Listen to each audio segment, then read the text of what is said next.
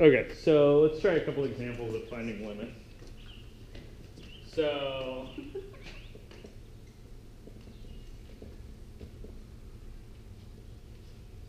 okay, let's see if we can establish the limit of x and y going to 0, 0 of x squared over x squared plus y squared.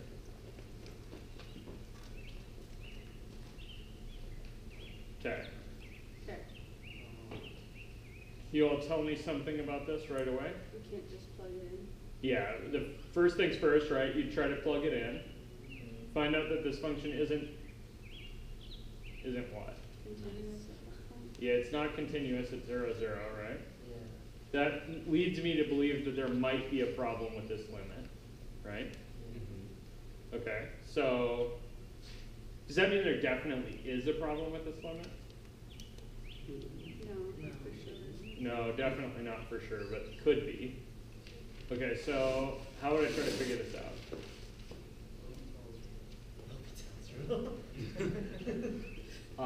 Stay away from L'Hopital's rule. You have a function of two variables on the top and the bottom, right?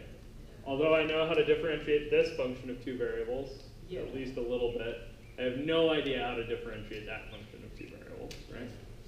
So I have no idea what the x are supposed to do with the y. Cool. So then what?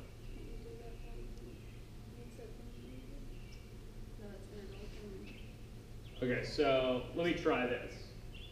I don't know anything about this. I'm going to just try the obvious paths in to 0, 0 and see if I can get it to break. You guys see that? Is that the best approach? Definitely not. Is it the approach I'm going to try first? Totally. Sort of taking basically. Yeah, so I kind of want to, like, okay, here's the xy plane, right? These are my inputs. Y to 0 or restrict x to 0. Okay, so I'm going to try, like, this path first, right? Where's that blue path? Maybe I'll try both sides at once. Where's the blue path live? On the x-axis when y is 0, right? Okay, see that? Okay, so I'm going to say, all right, I'm going to just set y as 0. That means I'm going to be looking at the limit x and 0, right, tending to 0, 0 of what? X squared over x squared plus 0 squared, right? Okay, that's x squared over x squared. So what's that limit? 1. Right, this is the limit x and 0 tending to 0, 0 of 1, right? Because that function's 1 anywhere x isn't 0. And we're not doing x is 0 because we're approaching that, right? So I get 1 out of this. Okay, so at this point I'm thinking, if there's a limit, it's probably 1, right? Okay, so what's the other obvious path you might try? Yeah, the other one, right? This one? Okay, so the green, yeah. So when y equals 0, is that counting for both blue arrows coming from both directions? Yeah, if I wanted to just do the blue arrow from the right, I'd do the limit x tending to 0 from the positive side, right? So I'd have some other little notation about like plus there or something. Okay. That way it's just one way you have to do it. Say again. If you make x equal 0, it's always going to be 1 no matter what you plug in for y.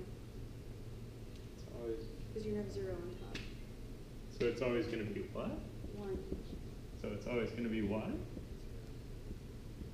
So this is the limit as 0 and y tend to 0, 0. That was a good eye chill. Just.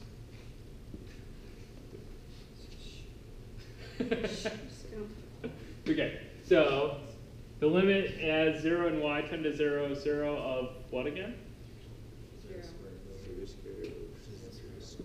0 squared over y squared, right? Which is 0. So this is the limit of 0 and y tending to 0, 0 of 0, which gets you 0, right? So Okay, now what? Do you say like the limit doesn't exist because they're approaching different values on the other side? Perfect.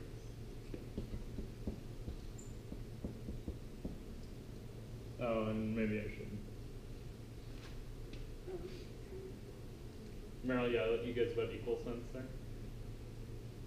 any kind of notation. Yeah. Okay, so I would say this limit does not exist, and maybe equals does not exist is really crappy notation. If you don't care, we don't care. I don't care so much. Okay. So much. Yeah, I'm not going to ping you a point for equals does not exist. Does this make sense? You guys see what happened here? So because two limits reach two different values. Yeah, when I came in from this side, right, I was at a height of 1. But when I came in from that side, I was at a height of 0. Okay. You guys see that? So that's, from this way, right, we're getting to the bottom. From this way, we're ending up higher. Those two things aren't the same, so there's no way this limit exists. Cool?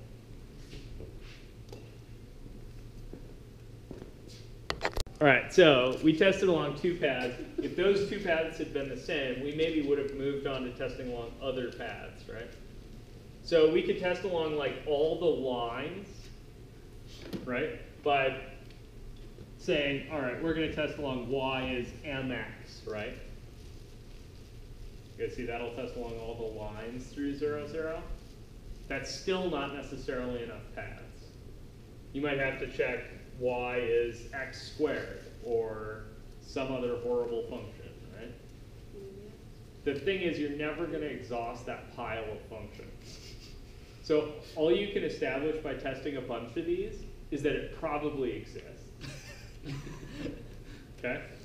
But you can't ever really prove anything. You can definitely prove things. Let's do one where we can actually establish that it works. Okay. Right here, do we show